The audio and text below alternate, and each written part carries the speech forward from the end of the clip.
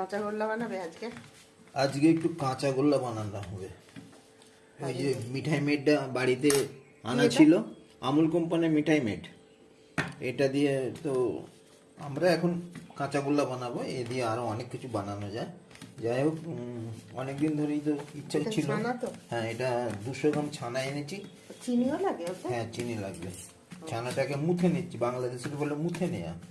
তোমার ভাষায় বলো।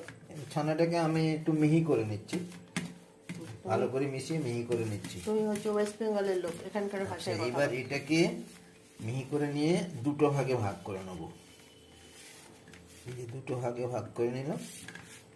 একটা ভাগ এখানে থাকবে, আর একটা ভাগ দিয়ে এর সাথে চিনি মেশাতে হবে। অল্প পরিমাণ চিনি মেশাবো। মিল্ক মেড দিলে তাও চিনি লাগে? হ্যাঁ, মিল্ক মেডটা দেওয়া হবে ওটাকে আঠালো ভাব করার জন্য। ও আচ্ছা। চিনিটা দেওয়া হবে মিষ্টি করার জন্য। এলাচ লাগে না? হ্যাঁ, এলাচ একটু দেওয়া হবে। মোটামুটি এই যে চামচটা আছে এর আর একটু দিই, 3 চামচ চিনি দিলাম।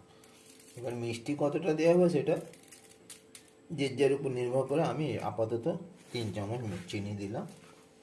এবার এটাকে চিনিটা দিয়ে এটাকে ভালো করে মেখে নেব। নিয়ে এবার এটা ওভেন জ্বালিয়ে, এটা কি কড়ায় পাক দিতে হয়? হ্যাঁ, ওভেন জ্বালিয়ে একটু পাক দেব। পাক দেওয়ার পর তার সাথে একটু পরিমাণ মতো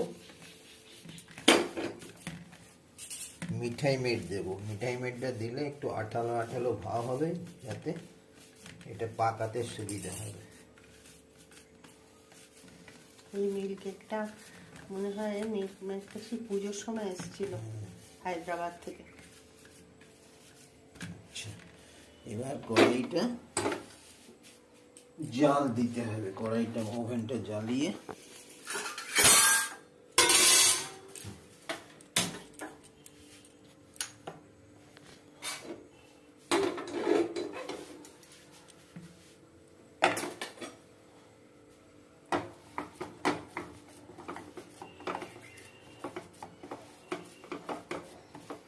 আজকে বলবো কেক মিষ্টিটা করে বোমাকে জন্মদিনে খাওয়াস, ভিডিওটা দেখে নিস ভালো করে।